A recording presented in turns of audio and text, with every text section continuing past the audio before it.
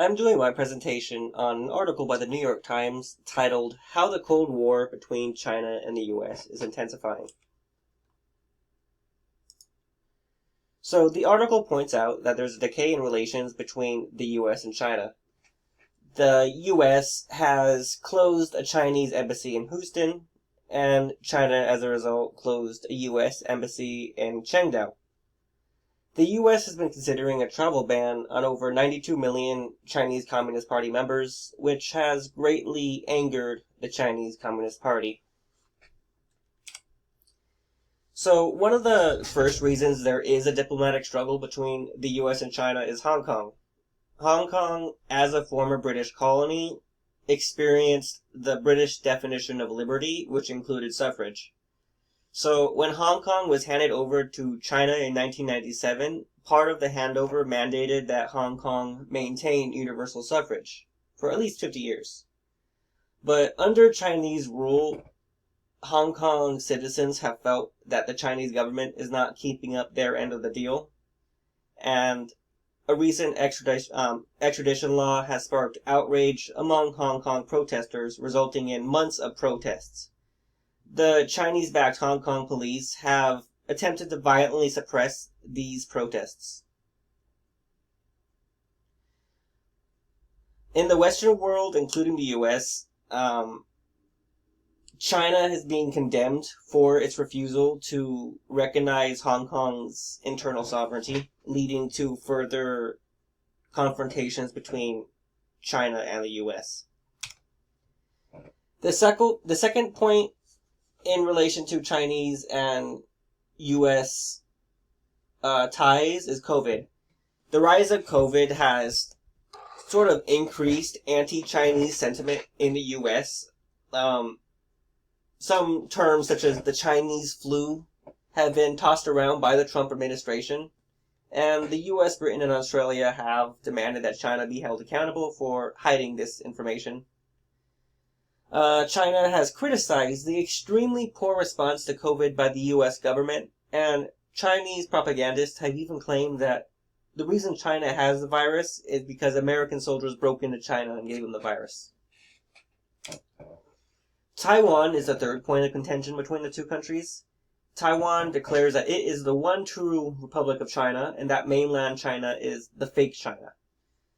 Taiwan is a close ally of the United States, and the US continually provides millions in foreign aid to Taiwan because Taiwan is under constant threat of a possible Chinese invasion. The Republic of China has one of the strongest navies in East Asia, and it has to maintain that navy so that it doesn't get swamped by the Chinese Liberation Navy of mainland China.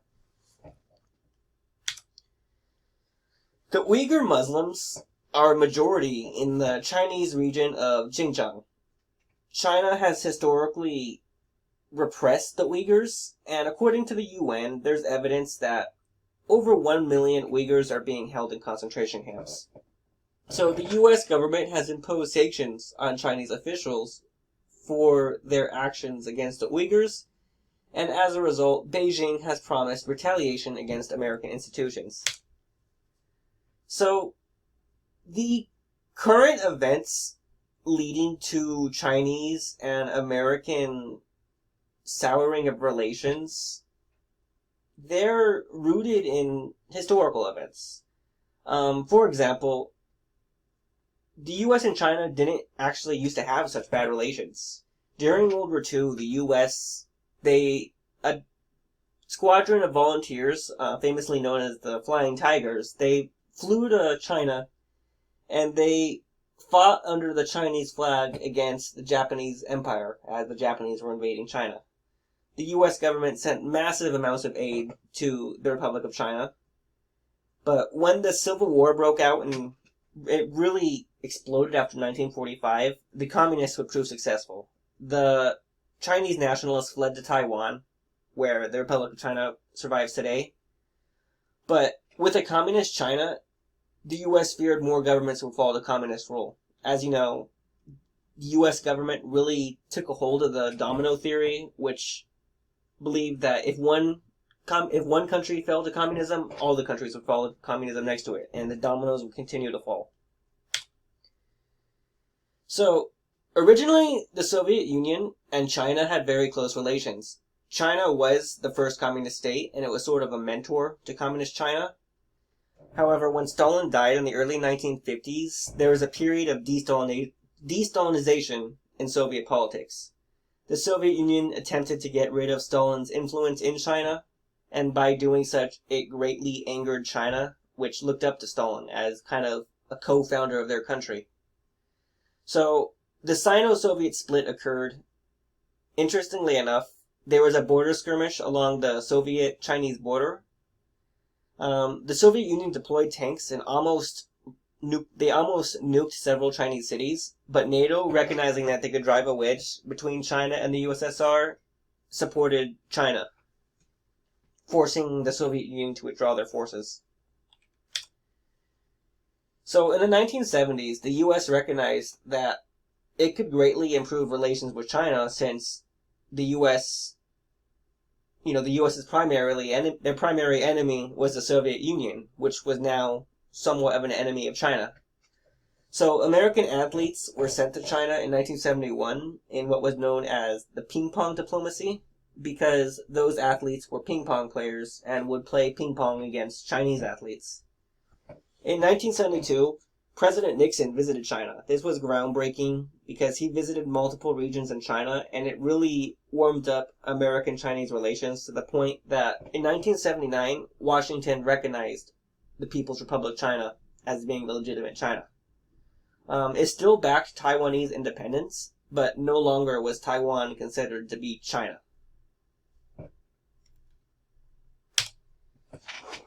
So, as I said, the current souring of Chinese-U.S. relations is not exactly unique to U.S. history. China is not the first state to challenge U.S. global hegemony. I mean, the Soviet Union did so after 1945. Just like the Soviet Union was seen, the People's Republic of China is also seen as an alternative to Western, especially American liberalism. It allowed countries to recognize that they didn't have to adopt American-style government, that they could adopt an authoritarian, unitary state such as China. But what we're also seeing is that the United States has built up a network of alliances over the decades. It has close alliances with the Anglosphere, including Britain, Australia, New Zealand, Canada. But it also has close alliances in East Asia. After World War II ended, the U.S. quickly befriended Japan. So, the U.S. uses Japan, South Korea, and Taiwan to sort of counter Chinese influence in East Asia.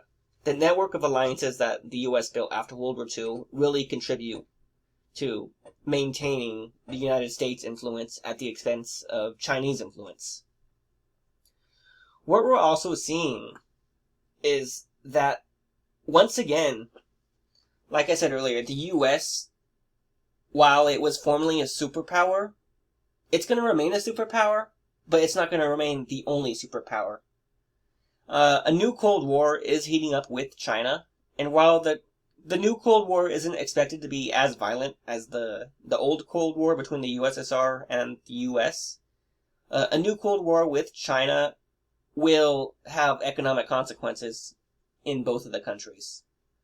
So, ultimately, we're kind of seeing a repeat in history.